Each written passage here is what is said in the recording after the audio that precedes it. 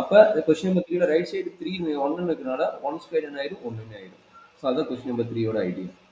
அப்போ என்னாச்சு, given that என்ன, given that x by a sin theta minus y by b cos theta equal to 1. This is first equation. Second equation is x by a cos theta plus y by b sin theta equal to 1. But to prove that, prove that x squared by a squared plus y squared by b squared equal to okay. பார்ப்போம். நான் இப்போ என்ன பண்ணலாம், இதை தனியாக square பண்ண போகிறேன். First equation இதை ஃபர்ஸ்ட் ஈக்குவேஷன், இது செகண்ட் ஈக்குவேஷன். அப்போ ஃபர்ஸ்ட் ஈக்குவேஷனை ஸ்கொயர் பண்ண போகிறேன். ஃபர்ஸ்ட் ஈக்குவேஷன் ஸ்கொயர் பண்ண என்ன கிடைக்கும், x by a sin theta minus y by b cos theta whole square equal to 1 square. 1 square again தான். சரி, இது a minus b whole square formula. அப்போ a minus b whole square formula நான் டைரெக்டாக எழுதுகிறேன். எப்படி வரும் பார்த்தீங்க, a square வந்து இந்த மாதிரி எழுதிக்கலாம். ஏன்னா ஹோல் ஸ்கொயர் வரும், அதனால ஹோல் ஸ்கொயர் இந்த மாதிரி எழுதிக்கலாம். Plus b square y squared by b square into cos square theta minus 2ab minus 2 into a ஓட value x by a sin theta into y by b cos theta equal to 1. சரி, இது ஒரு order பண்ணி எழுதணும். அந்த order படி எழுதிடுறேன். x squared by a squared sin square theta plus y squared by b squared cos square theta. இது என்ன order எழுதணும்னா minus 2xy divided by ab எழுதணும். இந்த x by a, இந்த y by b ரெண்டையும் கம்பைன் பண்ண இந்த ரிசல்ட் வரும். Into sin theta cos theta வரும். இதை வந்து ஃபர்ஸ்ட் ஈக்குவேஷன் ஸ்கொயர் பண்ணுறது. இதை வந்து ஈக்குவேஷன் நம்பர் 3ன்னு வச்சுக்கணும். இதே ஐடியாவில் செகண்ட் ஈக்குவேஷன் ஸ்கொயர் பண்ணணும். இதுதான் நம்மளுடைய செகண்ட் ஈக்குவேஷன். அப்போ ரெண்டுக்கு நடுவில் ப்ளஸ் இங்கே காசு சைன் இன்டர்சேஞ்ச் ஆகுது. அப்போ நான் செகண்ட் ஈக்குவேஷன் ஸ்கொயர் பண்ணி இதே மாதிரி ரிசல்ட்டை கண்டுபிடிக்க போகிறேன். அப்போ என்ன போகிறேன், செகண்ட் ஈக்குவேஷன் ஸ்கொயர். அப்போ என்ன கிடைக்கும், x by a cos theta plus y by b sine theta whole square equal to 1 square. சரி, இதே ஐடியாவில் சிம்பிளிஃபை பண்ணு. என்ன கிடைக்கும், டைரெக்டாக x square by A square cos square theta plus y squared by b squared sin square theta.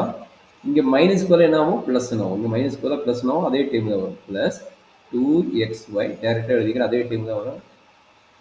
sin theta into cos theta, sin theta into cos theta minus வரும் மட்டும் plus. இது ஈக்குவேஷன் 4.